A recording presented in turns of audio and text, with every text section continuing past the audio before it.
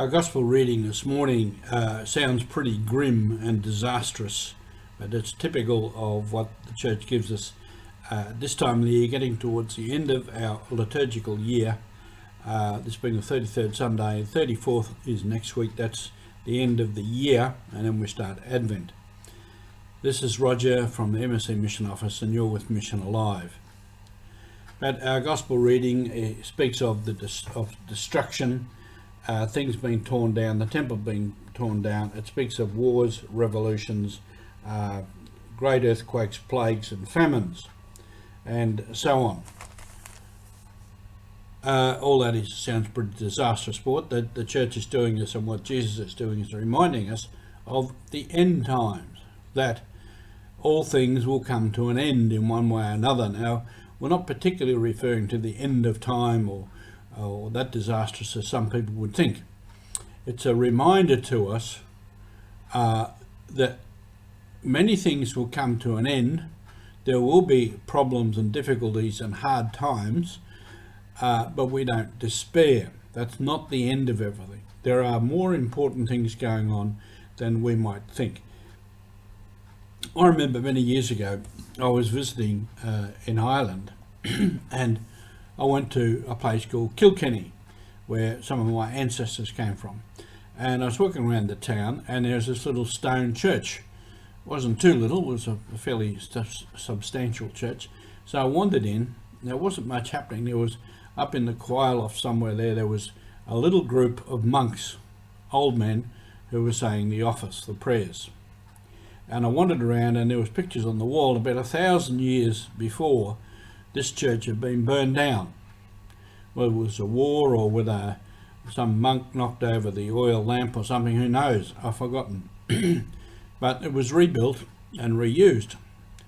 At this stage it looked like a bit the end of the line, because there was only a small group of old monks there, and that's indicative of how things are in the church. We have had difficult times here in Australia recently. We've had drought. Some places are still in drought. We've had floods, we've had fires, we've had COVID, and many people are still in difficulties. A lot of difficult things happening for people. We don't have enough workers for everything, so delivery of goods is not easy. We have a supply chain issue. We have shortage of labour. We have too much crops to be harvested and not enough people to do it, and so on and so forth. So there's many things that are difficult for us.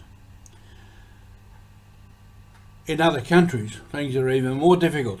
There are still places where people don't have decent water. There are still places where kids don't get an education. There's still places where health facilities are either non-existent or very, very minimal. There are places where the environment is a disaster.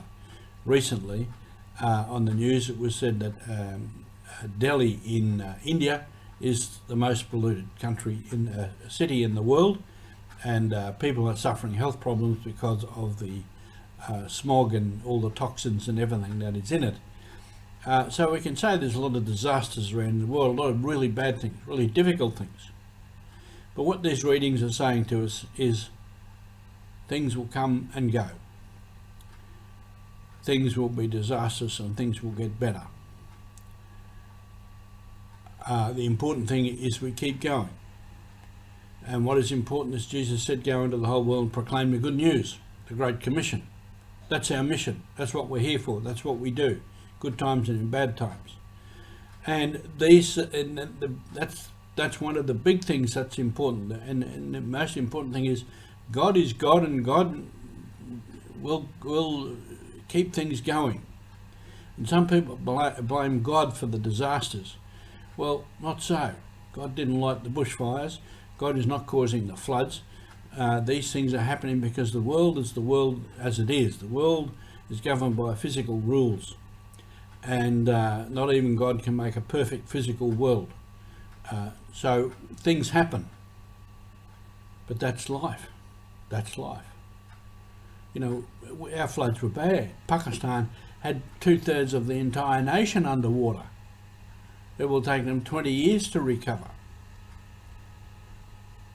But we keep going. That's what the human race does. The world keeps going, the world survives, the human race survives, and the church survives in different forms. Now, for the church, we might think there's a lot of disastrous things happening. Well, things are changing. Things are in transition. Things are not perfect by any means. Because the church is made up basically of human beings. And we never quite get it right. But over 2,000 years, the church has survived things that are probably a lot worse.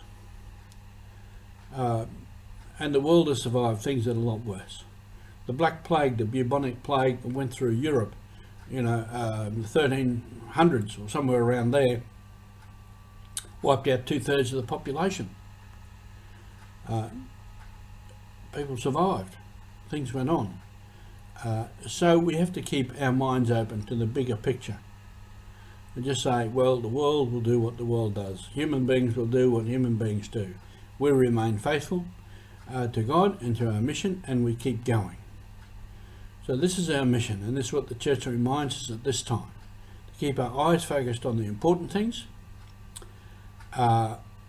remain faithful to the mission of proclaiming the good news, and remain faithful to loving each other and showing love and concern for all people. And this is our mission. Thank you.